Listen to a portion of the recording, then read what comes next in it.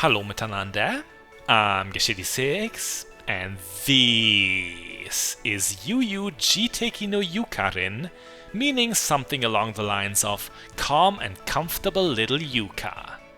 Obviously our favorite flower demon would be comfortable. We can see she's bringing her own pillows wherever she goes. This is a 2D action platformer that has come to Steam at the beginning of September as a version 2. So it had existed a while before this release in a less polished form, but good enough to garner a positive reputation. Let's see how it is nowadays. We start off at the level select screen, which is a map colored by crayons. This could be a nod to Super Mario World 2 Yoshi's Island. The level I think is most appropriate for this video is 2-3, the Haniwa Forest. Touhou 17 has taught us all what a Haniwa is, and we can expect the girls of that game to play a role. Now we have control of our heroine. Yuka can walk and run. She also has a fierce Yakuza kick and a slower parasol swing. Next, there's a swift dash, and most importantly, we can glide with our parasol. All of our attacks also have special airborne versions. Quite a massive moveset that Yuka has. You have a lot of options at all times here, and all these abilities have distinct purposes. The controls are just really responsive and fun too. Casually grab that money bag, it contained 10 flower coins. The typical golden amount of 100 coins grants a 1-up. A technique I hadn't talked about yet is that your dash doubles as a grapple. Yuka can even slam down her enemies like a wrestler, which really suits her. In the fandom, Yuka has always had this casual, two-faced brutality to her. This is captured really well here. One moment she is hiking along with the widest smile in the most elegant dress, then suddenly she's drowning a happy cartoon snake. Levels are fairly linear, but going out of your way and taking risks can lead to hidden extra lives or even other special secrets. More on that later. And now you know why I chose to show you this level. I knew it had an underwater section. Gone is that extravagant dress, swapped for the most minimalistic swimwear imaginable. Well, and a snorkel. A snorkel that would only help us drink this lake if logic applied. Every now and again, we're encountering friendly NPCs. Sometimes they will have a hint or tutorial for you, other times they'll just crack a joke. This allied entourage of fairy servants closely follows Yuka upon her quest. That brings us to the story of this game. It's as textbook as it could be for our flower demon. Someone has demolished her garden and Yuka is chasing the perpetrator for revenge. Here's one of those tutorials. The shielded Haniwa are immune to our attacks. Nothing seems to be working until we remember our grapple. It snatches the tower shield and sends the enemy into a panic. How badass is that? At the beginning of this section, we grab a big coin with Kutaka Niwatari's face on it. That was a checkpoint, and it will be anyone's favorite pickup of this game, I'll assure you. The most interesting thing about these checkpoints is that supposedly they weren't in version 1. That's right, Jiteki no Yuukarin has been made significantly easier for its Steam release. But why? I mean, Yuka is so powerful. She is beating everything to a pulp, and we are breezing through this stage. Does the developer think the player base consists of pansies? Yuka would like us better if we were, but no. The truth is, this game is still really hard, exceptionally hard even. It doesn't seem so, right? But know this, I originally went into World 3 with 30 lives to spare. I blew all of them over the course of 2 stages and even game overed. In the top left, it says Adventure. That is the difficulty setting of your file, and Adventure is the medium of the 3. There's also Picnic, the most reasonable of the bunch, and Expert for Tenshi Hinanai and other masochists. I know this will make me sound a bit like a game journalist, but I actually recommend you start on Picnic mode, finish the game, and only then dial it up for another playthrough. Unless you're new to the channel, you know I've played tough stuff, yet even I say that Adventure is too frustrating if you're unfamiliar with the level design. We're encountering this new type of Haniwa that are flinging their swords. They're reminding me of someone, and that someone is Sir Kibble. Yes, from Kirby. The franchise that, ironically, is known to be especially beginner-friendly. Let's keep that in mind. The hut we have just explored actually once held a special collectible, a silver gear. Getting them all is necessary for unlocking the post-game extra stages. The reason it wasn't there is because they stay forever collected, even if you die without reaching a checkpoint. I wouldn't say they're ever unfairly hidden. Surviving the game itself is the far greater challenge in my opinion. I was hungry when I heard about cakes, that round chicken said. This game has way too much fun with the pun of Keiki Hanyasushin's name, who has already been heavily alluded to as World 2's boss fight by this point. Within these shelter vases, you can eat cake and drink tea as often as you like. This will heal you completely, but even if I don't need it, I always do it, because the animation of it is just so dang lovely. Every animation in this game is really, and the visual novel cut-ins are as well. Kutaka is Yuka's sidekick on her journey. I always appreciate when fairly new characters like her make it into fan games, but apart from that, her design is hilarious. Notice that the chick in her rooster mane is reading the paper, probably the sports section.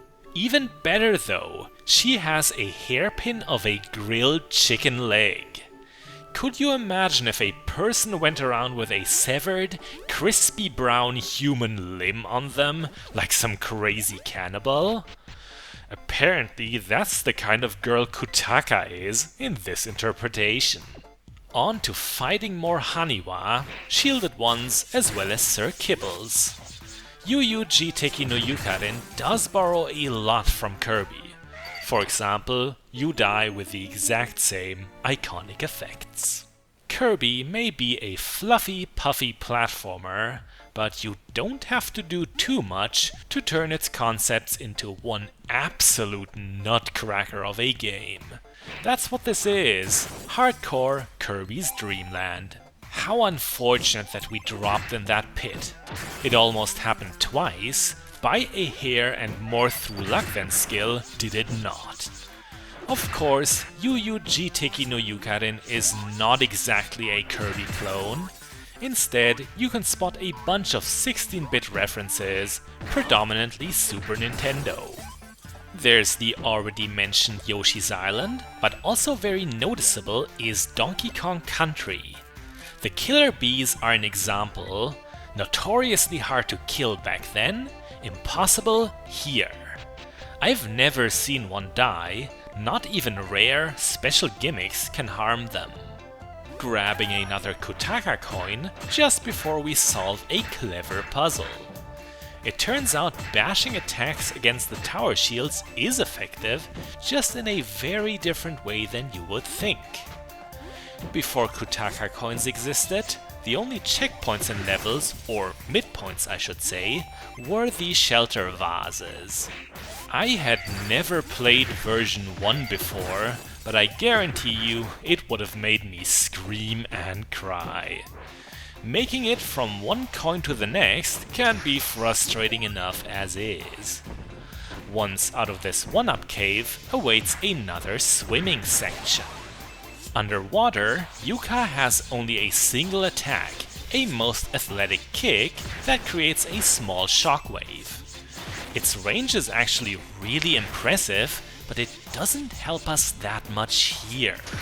That's because the shockwave is stopped dead by any walls. These Sir Kibble Haniwa are perfectly safe from us, only precise positioning will protect us from their spinning swords. And those hurt a lot. Our health bar in the top left might make you optimistic at first, but that can be deceiving. 2 swords might be enough on adventure mode to kill us, at best 3. So while Yuka can dish out pain like a sadistic champ, she is not tanky at all, despite the impressive frontal cushioning. By the way, the only things difficulty affects are the damage you take and by how much food heals you. The level design is set in stone and death pits are threatening no matter what. The upcoming part is a really good example of why even picnic isn't ever a picnic. Landing on the shielded Haniwa is trickier than it looks. You have to drop onto them pretty securely centered. Slide too much to an edge and the Haniwa will shift and punch you straight into the abyss. It is this exact portion that teaches new players that the gloves are off. There's even a post on Steam's community hub that whines about it specifically, so I'm not exaggerating. A balloon fairy marks the end of every stage. One level for this video would not be remotely satisfying, so we will play a very special one next. A sort of bonus area that upon seeing it, won me over to get Jiteki no Yuukarin. Car Run Along the Coast it is called, and it demonstrates what kind of variety can be found in this game. Suddenly, we're playing a horizontally scrolling shoot-'em-up. Not just that, but Yuka has taken a little pill-shaped car meant for inner-city shopping trips and just casually mounted a military-grade machine gun on it. That already would be awesome enough, but we've also got the second best track in the game booming. It's only topped for me by World 4's boss theme. We are blasting holes through mutated mushrooms and goblins, the latter of which are actually the most common antagonists of this game. Only the Haniwa level from before didn't have them. All the while we are collecting loads of 1-ups. Though it's perfectly possible to be killed during our road rage, and fast too, this is a comparatively easy stage. Hence, the car ride's purpose isn't to slow you down, it's meant for lives farming. The best place for it by far. We're about to face my favorite enemy during the car ride. I don't think he has an official name, but I like to call him Lance Hamstrong. A collision with the pig cyclists hurts plenty. You would think Lance would be picking the short straw in such a case, but nope. Logically, it would be a terrible mess. So much blood. Plus, all the extra Lance's doctor injected him with. The core gameplay of Jiteki no Yuukarin is of course platforming. Bonus levels like this are few, but there is another in which Yuka tackles Gensokyo's unsafest skiing lane. It is a lot like a minecart level of Donkey Kong Country, yet again not as brutal as it could be, and once more filled to the brim with extra lives. The ideas of this game in general are just amazing. Every stage has a gimmick to make it instantly recognizable, and often it's an amusing one too. One that I simply have to mention is boarding a Wakasagi Hime shaped submarine that fires homing torpedoes. Here's someone we don't want to blast.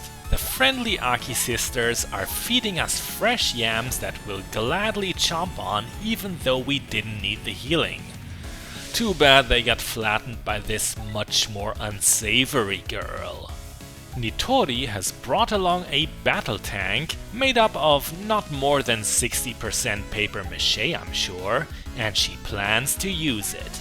The Kappa's main form of attack are these fire grenades. They don't seem too tricky to dodge at first, but their explosion radius is larger than it seems. The inexperienced are bound to underestimate it. They are also very likely to be caught by this surprise charge attack. After that move, Nitori's pattern loops. Interestingly, Nitori is also the person you hand the silver gears to for the unlocking of the post-game, but of course not in the middle of this battle. A battle that we've won with ease. Nitori's workshop is a separate area, and the bad blood of this boss fight will be long forgotten by that point. And thus, I've shown you all I've wanted to show you here. Jiteki no Yuukarin is honestly the best Touhou fan game to come out in a good while. It's certainly my favorite pick of 2021 so far. It may be extremely challenging, but underneath that lies a beautiful, excellently designed game. With that, I'm Geschidi6, bis bald!